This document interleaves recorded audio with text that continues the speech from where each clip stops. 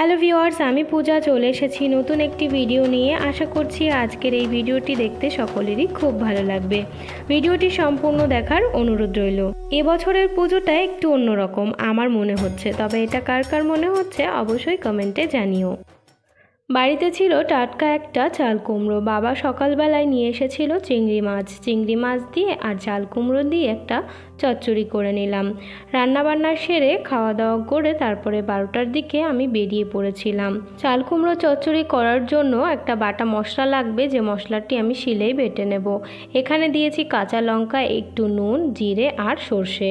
এটা আমি শিলেই বেটে নেব। তারপর চিংড়ি মাছগুলো ভেজে নিচ্ছি, চাল কুমড়োটাও ভেজে নেব।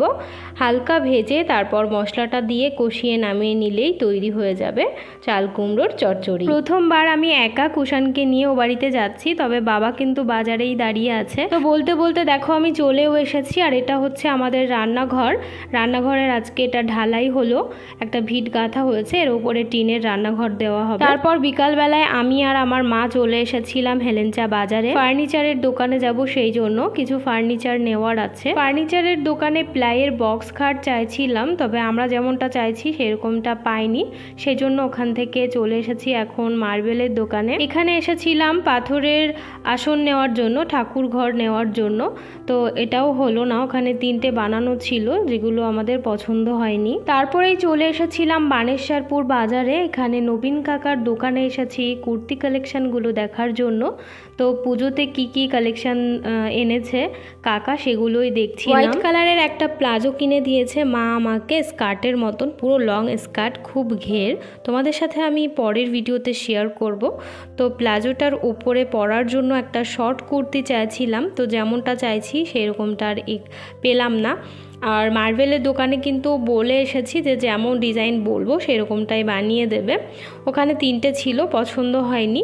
আর খাটটাও ভাবছি বানাতেই দেব, কারণ 5-7 খাট হবে, সেই জন্য।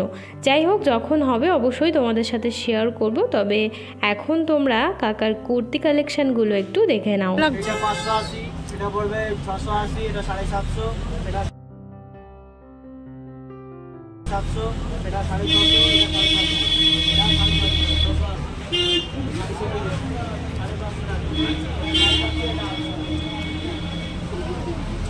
তো এখানে কুর্তির সাথে সাথে অন পিস পেয়ে যাবে, টপ, জিন্স, এরকম মানে সব কিছুই পাবে।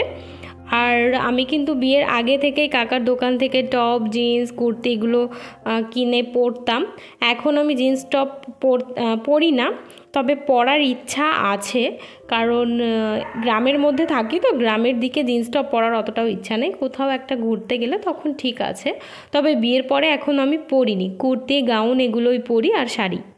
তো ওখান থেকে বেরিয়ে আমরা এসেছিলাম এগরোল চাউমিনের দোকানে। এখান থেকে 2টো এগরোল আর 2টো চাউমিন অর্ডার করে আমরা বসে আছি। আর কুষাণ আজকে পড়তে গেছিলো আমার ভাইয়ের সাথে, তো ওর মামাকে নিয়েও পড়তে গেছিলো। আর হেলেঞ্চা থেকে এসে দাঁড়িয়েছিলাম ওদের জন্য, তারপর ওরা আসলো, একসঙ্গে আমরা চাউমিন এগরোল নিয়ে বাড়ি ফিরলাম। আর ফিরেছি হচ্ছে শ্বশুর বাড়িতে, বাপের বাড়িতে যাইনি। আর কালকে যাব হচ্ছে বনগাঁতে কেনাকাটা করার জন্য। তো শপিং ব্লগটা আশা করছি তোমাদের ভালো লাগবে, অবশ্যই দেখো, আমি ডেসক্রিপশানে লিঙ্ক দিয়ে রাখবো। তো দেখো পরের দিন আমি রেডি হয়ে গেছি, রেডি হয়ে চলে এসেছিলাম ছাদে এসে ইন্ট্রো দিয়ে দিলাম ভিডিওর, তারপরে কিন্তু বেরিয়ে পড়েছিলাম। আর আমার মা বাসে উঠতে পারে না, মাকে অনেক বলে কয়ে বাসে আমি তুলেছি, ভয় পাচ্ছিলাম, বমি করে বাসে, সেই জন্য। যাই হোক, এখন দেখো আমরা গাড়াপোতায় আছি। প্রায় 1 ঘন্টা জার্নি করার পর ফাইনালি আমরা পৌঁছে গেলাম বনগাঁতে পৌঁছেই আমরা দেখো 4টে লস্যি নিয়ে নিয়েছি। লস্যি খেয়েই আমরা বেরিয়ে পড়লাম শপিং করার জন্য। এখান থেকে কি কি শপিং করব সবটাই তোমরা শপিং ব্লগে দেখতে পাবে, আমি ডিসক্রিপশানে লিঙ্ক দিয়ে রাখবো। আর শপিং কালেকশন ভিডিও আমি আলাদাভাবে দিয়ে দেবো, তোমরা দেখে নিও। তো এই ভিডিওটা এই পর্যন্তই, আশা করছি ভালো লেগেছে। ভালো লাগলে অবশ্যই লাইক, কমেন্ট, শেয়ার করে দিও। আর যারা যারা সাবস্ক্রাইব করে রেখেছো তাদেরকে জানাই অসংখ্য ধন্যবাদ ও অনেক অনেক ভালোবাসা। আর যারা যারা এখনও সাবস্ক্রাইব করোনি তারা সাবস্ক্রাইব করে আমার পাশে থেকো। সবাই খুব ভালো থেকো, আবারও দেখা হচ্ছে নতুন কোনো ভিডিওতে।